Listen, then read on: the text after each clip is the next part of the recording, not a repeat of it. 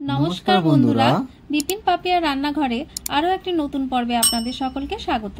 আজকে আমরা বানাবো পালক পনির, যেটি বানানোর জন্য প্রথমে আমরা একটি পাত্রে পরিমাণ মতো জল গরম হতে দিয়েছি। ওর মধ্যে অল্প একটু লবণ, অল্প একটু চিনি দিলাম।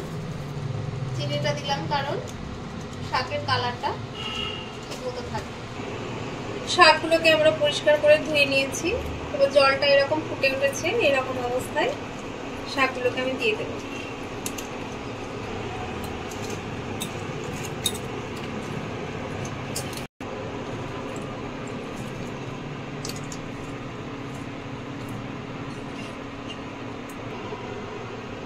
এরকম অবস্থায় মিডিয়াম আছে 5 মিনিট হতে দেব।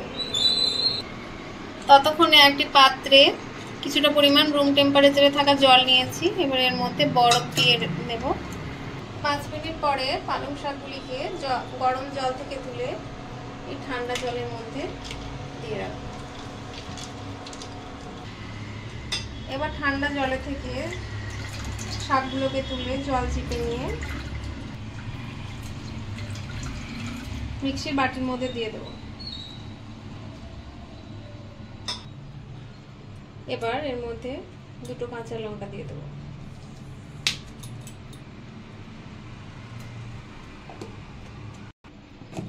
এরকম একটা মিহি পেস্ট বানিয়ে নিয়েছি।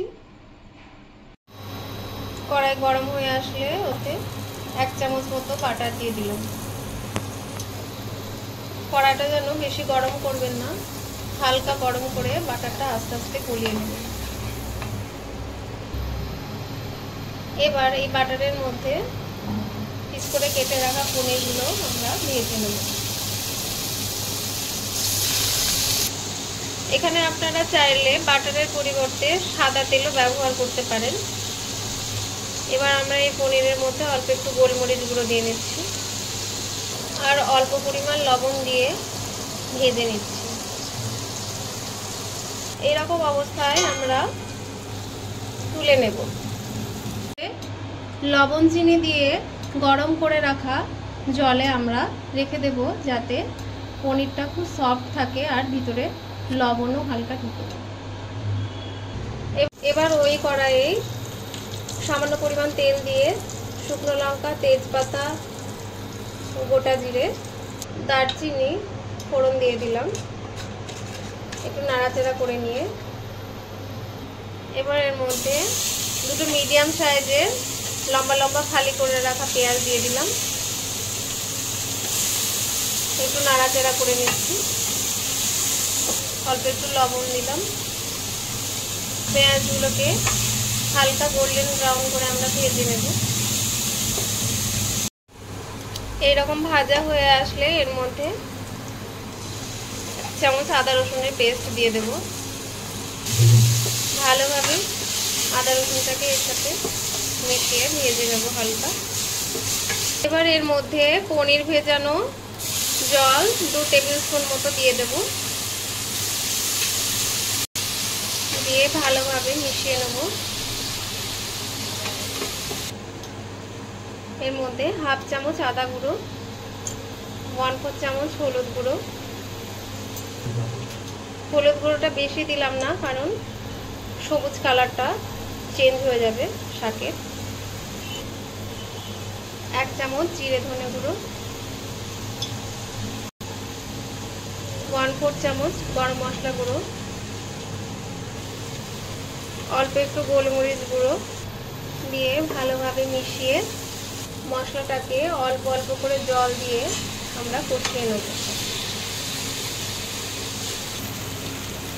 মশলাটা কষে আসলে এরকম তেল ছেড়ে যাবে। এরকম অবস্থায় আমরা গরম জলে ভিজিয়ে রাখা পনিরগুলো দিয়ে দেব। এখানে আমরা 300 গ্রাম মতো পনির দিয়েছি। এবার মশলার সাথে পনিরগুলোকে মিশিয়ে নিচ্ছি। এখানে পনিরগুলো দিয়ে মেশানোর সময় যেন হালকা হাতে মেশাবেন, নাহলে পনিরগুলো খুব সফট থাকে, ভেঙে যাওয়ার সম্ভাবনা থাকে। এর মধ্যে পেস্ট করে রাখা পালং শাক দিয়ে দেব। ভালোভাবে মিশিয়ে নেব। মিশিয়ে নেওয়ার পর মিডিয়াম আঁচে 5 মিনিট হতে দেব। এরকম অবস্থায় আমরা টেস্ট করে পরিমাণ মতো লবণ দিয়ে নেব।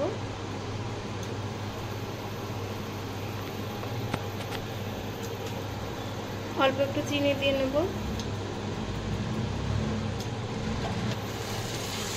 ভালোভাবে মিশিয়ে নেব।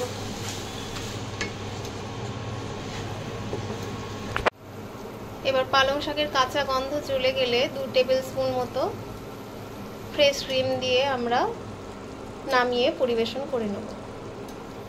তৈরি আমাদের পালং পনির।